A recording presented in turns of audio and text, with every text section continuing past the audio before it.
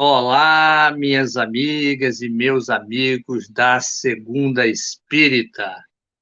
Mais uma vez estamos aqui reunidos, né, para conversarmos sobre espiritismo. E mais uma vez estamos gravados, né, porque ainda estamos em época de Copa do Mundo. Mas na próxima segunda já vamos ter o nosso programa Segunda Espírita, aquele bate-papo especial com o convidado, falando, conversando sobre um tema edificante, e já vai estar ao vivo, né?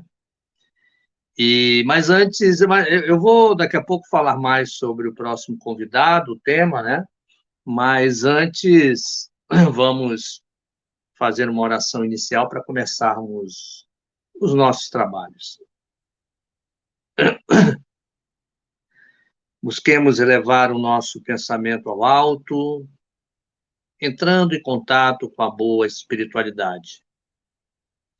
Que possamos ter nesses momentos de reflexões e de boas conexões com o alto, equilíbrio, paz, força, e, sobretudo, que possamos estar juntos com os amigos espirituais.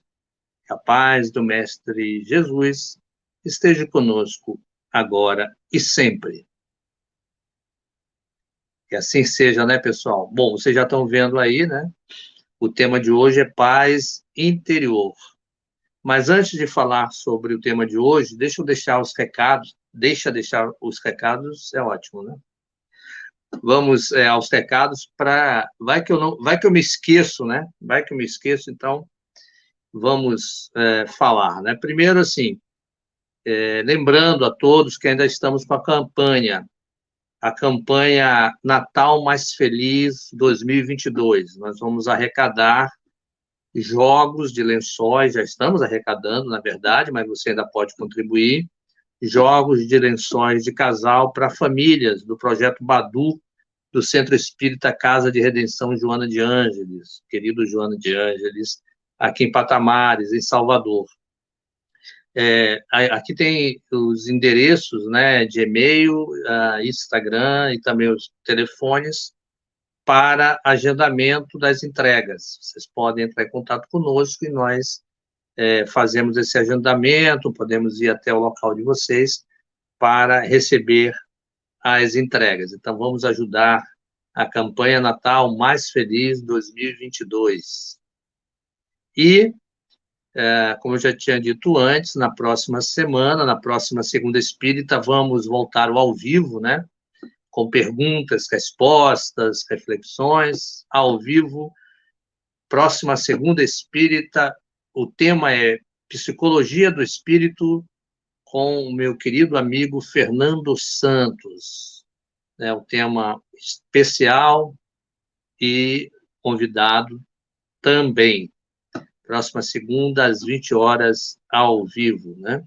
E se você estiver gostando, né, e já assistiu algumas conversas, alguns bate-papos, alguns ao vivo, outros gravados, e gostou, curta, né, e aproveite para se inscrever no canal, ok? Então, vamos lá. Recado dado, né? Vamos falar sobre a paz interior, né? É algo que todos nós buscamos, paz interior.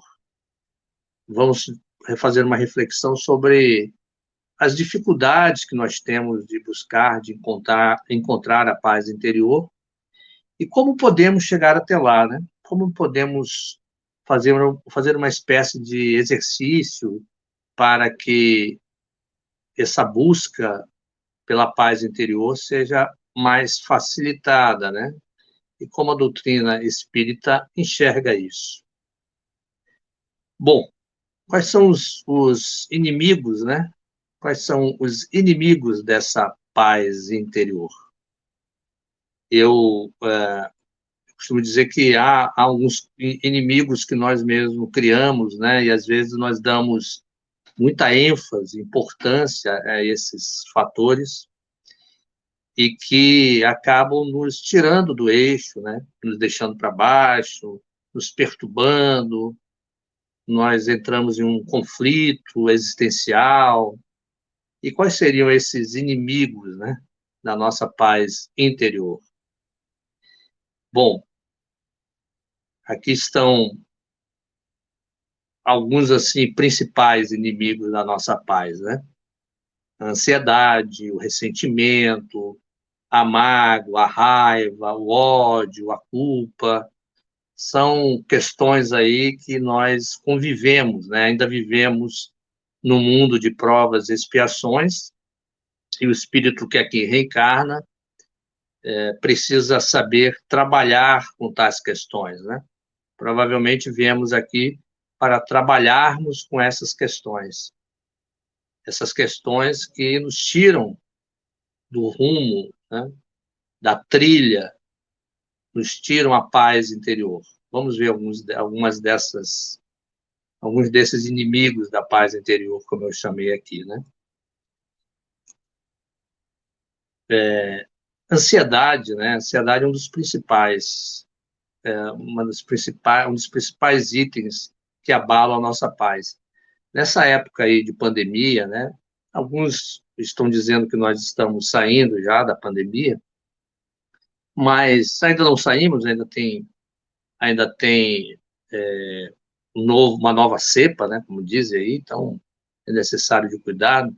Mas no auge, sobretudo no auge da pandemia, e também as consequências dela até agora, né, tem causado muita ansiedade, né? A gente vê muitas pessoas ansiosas, né? Não é só por causa da doença da Covid, né? Mas a pandemia, ela exacerbou mais ainda a questão da ansiedade, né? Trouxe aqui um termo, né, utilizado aqui na internet, que eu trouxe da internet esse termo, né? E que diz assim: é a ansiedade é um termo usado para definir um sentimento de apreensão, angústia, incerteza ou desconforto diante de algo desconhecido, estranho ou de uma situação que pode constituir uma ameaça, né? Uma definição da ansiedade. E, e assim, né? É um sentimento de apreensão, angústia, né? Nós precisamos reconhecer isso. Acho que o primeiro passo para trabalharmos qualquer dessas questões que nos tiram a paz interior é a gente buscar reconhecer isso, né? Reconhecer isso dentro de nós, né? Quando nós estamos ansiosos. É claro que se você estiver num nível de ansiedade muito grande, né? Um nível que você não consiga trabalhar sozinho essa sua ansiedade, procure um médico, procure um especialista, né? Um terapeuta, um psicólogo. Também não deixe de procurar uma ajuda na sua religião, claro, se for espírita, vá ao seu centro espírita de preferência, o que você trabalha, né? Se não for, procure ajuda também na sua religião, porque quando essas questões chegam até nós, né, no nível mais profundo, né, nós precisamos da ajuda médico, psicológico e espiritual. Então, agora, um remédio para isso é a gente saber trabalhar a nossa paciência, né? Paciência é saber esperar sem ansiedade. Saber esperar sem ansiedade. E como é que nós podemos trabalhar a nossa paciência, né? Eu gosto muito dessa imagem, né? Que retrata uma das entradas, eu não sei muito bem se é uma entrada ou uma saída, mas são as duas coisas, né? Uma das entradas mais bonitas de um aeroporto, né? Que fica aqui no aeroporto de Salvador, na Bahia. E para quem não conhece, assim, vale a pena conhecer, além, obviamente, da beleza da Bahia, da beleza de Salvador, conhecer também essa beleza que é essa chegada, né? Quando nós chegamos em Salvador, nós passamos por quase uma espécie de um túnel de bambuzal, né? E eu trouxe essa imagem também para a gente falar sobre resiliência e flexibilidade, né? O bambuzal, não sei se vocês já perceberam, quando entra uma tempestade, né, uma chuva forte, mesmo uma tempestade mais ostensiva, o que acontece com a maioria das árvores, árvores frondosas? O que acontece com elas na maioria das vezes? Essas árvores, às vezes, são quebradas no meio pela força do vento, né? Às vezes arrancada pela raiz, mas o mesmo não se dá num bambuzal, né? O mesmo não se dá num bambuzal. Por que isso acontece ou não acontece, né? Porque o bambuzal é resiliente, né? Ele vai, enverga com a força do vento e depois de um certo tempo ele volta ao seu estado original. Isso na física é chamado de resiliência, que é a capacidade que alguns materiais têm de, ao ser submetido a uma determinada força, a uma determinada pressão, voltar, né, depois disso, ao seu estado original, né? E a flexibilidade, né? A vida precisa de flexibilidade, tá? E é isso que precisamos, muitas vezes, na nossa vida, né? Depois de passado a tempestade, né? Sermos resilientes, né? E flexíveis o suficiente para entender, aceitar o que aconteceu, né? Mas voltarmos ao nosso estado original. Flexibilidade é algo que nós podemos treinar, né? Nós podemos enfrentar as diversas situações da vida buscando ser flexível, buscando ser resiliente. Não é isso? A ajuda dos bons espíritos estão aí para não apenas nos orientar, mas também amparar quando estamos na dificuldade, né? Nós não vamos sempre viver uma vida na maneira que nós desejamos, né? Às vezes vamos enfrentar situações difíceis, né? Mas é necessário estarmos flexíveis para quando isso acontecer, a gente poder voltar ao estado original. Eu gosto muito de uma frase que diz assim: você pode não fazer ventar, mas pode ajustar as velas. Não é isso? Nem sempre a gente controla as variáveis externas, né? Mas nós podemos controlar as questões internas nossas, né? Buscar aquela frestinha de vento, né? Aquele restinho de vento, né? E ajustando as velas da nossa vida, da navegação da nossa vida, não é isso? Então, resistência e flexibilidade são coisas extremamente importantes para vencermos, né? Para vencermos as dificuldades que impedem a nossa paz interior. Também precisamos ter cuidado com a energia da raiva, né, e de outras emoções mais fortes, né? Quando nós passamos por um momento de desequilíbrio emocional muito forte, nós podemos afetar, né, emocionalmente o nosso psique, e isso reverberar no nosso corpo espiritual, tá? E o corpo espiritual pode, depois com isso, reverberar também no corpo físico.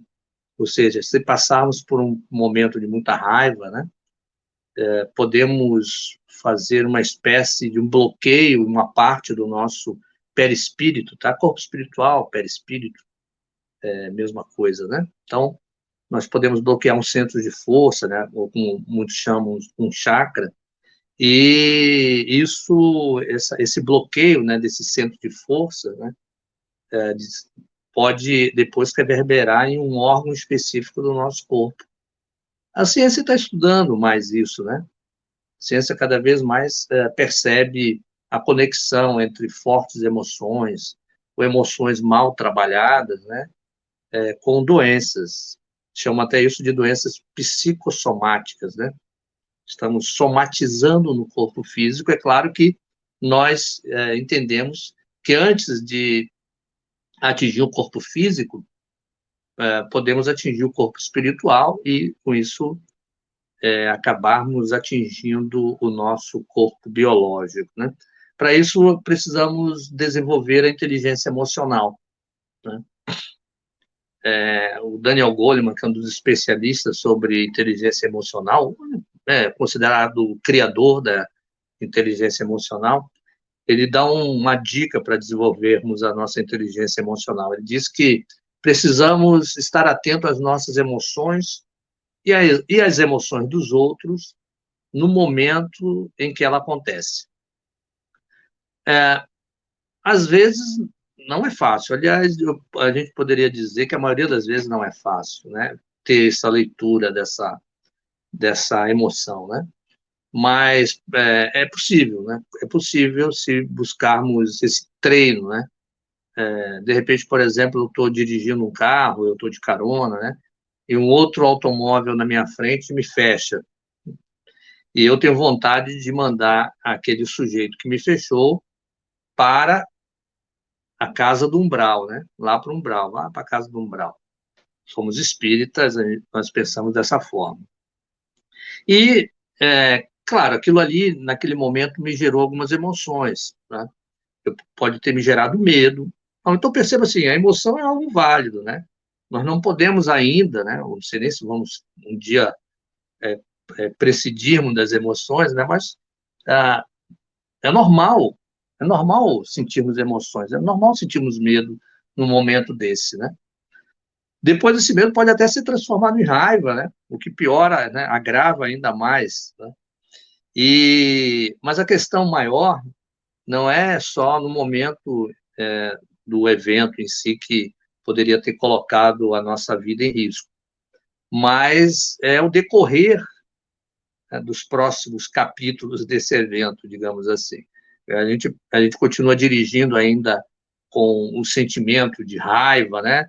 O medo pode já ter passado, mas com aquele sentimento de raiva por aquele cidadão ali que me fechou, eu poderia ter desencarnado e tal, continuo com aquela vibração muito forte, as emoções ali ainda me dominando. Chego em casa, posso descontar os familiares, às vezes durmo pensando naquilo, né? O que me conecta lá no plano astral com essas emoções perturbadoras, isso pode acontecer, e às vezes no dia seguinte ainda acordo pensando naquele evento. Qual é o ideal, né? Para isso, o Daniel Goleman diz até o seguinte, olha, você sofreu, né, se as suas emoções continuarem te perseguindo, como, por exemplo, né, neste caso que eu citei, ele diz assim, se isso acontecer é porque você teve um sequestro emocional, suas emoções o sequestraram, né? O sequestrou, quer dizer, suas emoções o sequestrou, né? Ele também usa um outro termo chamado sequestro de amígdala. Então, assim, como evitar, né, esse sequestro emocional? A dica de Daniel Goleman e de outros especialistas também, é você tentar perceber, né, a emoção no momento que acontece. O cidadão te fecha, você toma aquele susto, né, sente aquele medo, aí você para e pergunta, de onde está vindo esse medo, né? O que esse medo está querendo me dizer? Ele diz até assim, para a gente buscar localizar dentro de si, né? Tentar perceber a emoção, racionalizar sobre a emoção, depois a raiva, por que eu tenho raiva, né? Porque perceba, eventos iguais disparam emoções diferentes em outras pessoas, né? Eventos iguais disparam emoções diferentes em pessoas diferentes, obviamente. Então, quando nós questionamos tais emoções, quando nós racionalizamos sobre a emoção, isso nos dá um preparo para a inteligência emocional e para, pelo menos, a gente não ser sequestrado emocionalmente ou não causar um dano maior, né? Como, por exemplo, uma doença psicossomática lá no futuro. Ok, pessoal? Então, uma outra coisa, um outro ponto, né, é a gente utilizar O outro como espelho. Adenauer Novaes coloca aqui, ó, importante que observe o que o outro lhe desperta como tendência inadequada para cada experiência de sua vida, a fim de que perceba a si mesmo modelando sua personalidade como lhe apraz. O que isso significa? Né? Que nós podemos usar o outro como espelho e se alguma coisa na outra pessoa me perturba, mexe comigo, me tira do sério, né? É uma mensagem para mim de que alguma coisa me incomoda, né? E que eu preciso olhar para dentro de mim para tentar entender o que está me incomodando naquele momento e naquela relação. Tem um amigo meu que diz assim, ó, mexeu, doeu, leva para casa que é seu, né? Então, muitas vezes o que nós enxergamos demais no outro é porque está também latente dentro de nós, né? O que no outro me tira a minha paz, né? Precisamos fazer essa reflexão também. O que no outro tira a minha paz? E algo importante é a gente buscar o alívio da bagagem, né? O alívio da bagagem da vida, para que a gente possa ter uma vida mais leve, né? É difícil a gente ter uma paz interior, né? Se a gente estiver carregando uma espécie de uma mochila, né? Cheia de ressentimento, mágoa, raiva, ódio, culpa. Claro que muitas vezes o controle, né, a inteligência emocional pode começar a filtrar são uma espécie de pedras, né, que nós carregamos na nossa mochila da vida e que deixa a nossa vida mais pesada mesmo, né? É isso mesmo que nós queremos, né? Estarmos repleto de ressentimento, mágoa, raiva, ódio, culpa, porque se nós começarmos a nos livrarmos ou diminuirmos tais pedras dessa bagagem, nós começamos a ter uma vida mais leve, né? Talvez uma busca de uma paz interior seja facilitada, não é isso? Como trabalhar, né? Ressentimento, mágoa, raiva, ódio, culpa. Como trabalhar isso? Mais uma vez aqui eu estou avisando o pessoal que está chegando agora, né? Está pegando pelo caminho. Nós estamos aqui na Segunda Espírita, estamos falando sobre paz interior. Bom, como trabalhar tais questões, né? Como aliviar essa bagagem? Ah, Sócrates, não é fácil, né? Trabalhar com isso, não é fácil. Não, realmente não é. Quem disse que nós viemos aqui só fazer coisas fáceis, né? Viemos fazer aqui nesse planinho, né? Esse plano material, viemos aqui fazer coisas desafiadoras, né? Perdoar, né? Sempre, podemos dizer assim. Perdoar, então, é a chave para nos livrarmos dessa bagagem, né? Perdoar o próximo, porque tais questões, né? Tais sentimentos que nós vamos acumulando, tais pedras que nós vamos colocando dentro dessa mochila da vida, a maioria delas, se não todas, né? Foram se acumulando em função de nós não termos aprendido a verdadeira força do perdão, né? Então, se nós buscarmos perdoar, nós vamos, aos poucos, nos livrando, né? Porque, perceba, nós temos alguma coisa contra alguém, e aí nós ficamos acumulando tais sentimentos, né? Carregados de emoções, e nós vamos, ao invés de prejudicar aquela pessoa que nós temos alguma coisa contra, nós acabamos prejudicando o nosso caminhar e dificultando, né, essa trilha para a paz interior. Então, precisamos aprender esse perdão. Então, perdoar dentro dessa ótica, né, não é apenas assim um mandamento de uma lei divina. É também um instrumento para que o espírito possa ter o seu caminho mais tranquilo, né? como tem aí a gravura, né, ter uma vida mais leve, um caminhar mais leve, não é isso? Para perdoarmos, também assim, não adianta perdoarmos apenas da boca para fora. É necessário o perdão que venha do coração, do fundo da alma, né, do fundo do espírito, um perdoar espiritual completo. Mas para isso, eu costumo dizer que perdoar não é apenas uma oração, uma palavra, né? Perdoar é um processo. Né? Perdoar é um processo. Primeiro, nós precisamos ter uma empatia pela pessoa, ou pode ser uma pessoa ou um conjunto de pessoas, né? Uma situação que nós queremos perdoar. Precisamos buscar a empatia. O que é empatia? É se colocar no lugar do outro, né? Poxa, será que se eu tivesse vivido como aquela pessoa viveu, se eu tivesse sido criado como aquela pessoa foi criada, será que eu teria comportamentos parecidos com aquela pessoa naquele evento que eu fiquei ofendido, que eu fui ofendido, né, que eu não perdoo ainda? Então, eu preciso começar a me colocar no lugar do outro, né? Buscar entender o próximo, não é isso? Porque se nós, mesmo que nós não tenhamos feito isso nessa vida, né? Quem sabe o que nós fizemos em vidas anteriores, né? Quem sabe? Uma vez,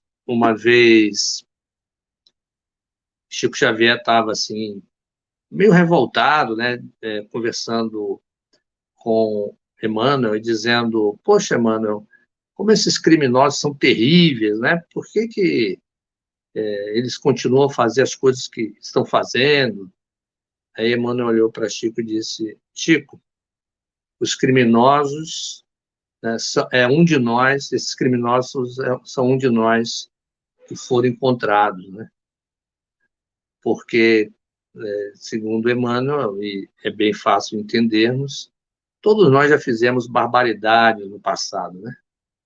Então, é importante nós buscarmos a compreensão. Claro, podemos já nos fazer mais, né? Já mudamos, já crescemos, mas para esse processo do perdão é necessário nos colocarmos no lugar do outro. É importante também perceber que entender é diferente de concordar, né? Nós vamos buscar entender o próximo, né, para o perdão, mas não necessariamente precisamos concordar com aquilo que ele fez, ou que ela fez, né? Apenas buscar entender, né? Buscar entender. E é um processo, aos poucos e com muita fé, nós podemos buscar o perdão, esse perdão que vem de dentro, que vem do coração, né? Olha só o que o mestre Kardec traz no Evangelho segundo o Espiritismo. Deixa eu crescer um pouco mais aqui a tela. O poder do perdão, né? Perdoar aos inimigos é pedir perdão para si próprio. Perdoar aos amigos é dar-lhes uma prova de amizade. Perdoar as ofensas é mostrar-se melhor do que era. Perdoai, pois, meus amigos, a fim de que Deus vos perdoe, porquanto, se fordes duros, exigentes, inflexíveis, se usardes de rigor até por uma ofensa leve, como querereis que Deus esqueça de que cada dia maior necessidade tendes de indulgência, né? Então, se nós queremos o perdão divino, né, a melhor forma disso é buscarmos perdoar o próximo. É isso, pessoal. E eu gosto muito dessa frase, né, do livro Busca e Acharás, que diz assim, ó, quanto puderes, como puderes e onde puderes, guardando a consciência tranquila, trabalha servindo sempre. Assim, agindo ainda que não percebas, desde agora estarás imperturbavelmente nos domínios da paz, né? Fazer a nossa parte, caminhar, consciência tranquila, ajudar o próximo, né? Sem interesse, isso vai também construindo a nossa paz interior. Claro que aqui eu estou trazendo reflexões breves sobre isso, né? Dificilmente iríamos esgotar o tema, né? Mas isso é o que eu trago para esse momento, né? E também gostaria de fechar com uma frase que eu gosto muito, de Mahatma Gandhi, o grande líder espiritual, né? Líder político da Índia, que diz assim: não há caminho para a paz é o caminho, né? Não há caminho para a paz é o caminho. Eu desejo a todos vocês uma semana de muita paz, de muita reflexão, que possamos estar cada vez mais orientados para a beleza infinita de Deus e que toda boa espiritualidade esteja com cada um de nós. Desejo isso a você, e que tenhamos uma ótima semana, né? E na próxima segunda estaremos ao vivo, né? Estaremos ao vivo e com a participação de todo mundo. Mas vocês podem também colocar aí comentários, né, questionamentos, que depois, na medida do possível, nós vamos responder. Um abraço, um beijo no coração, até a próxima segunda.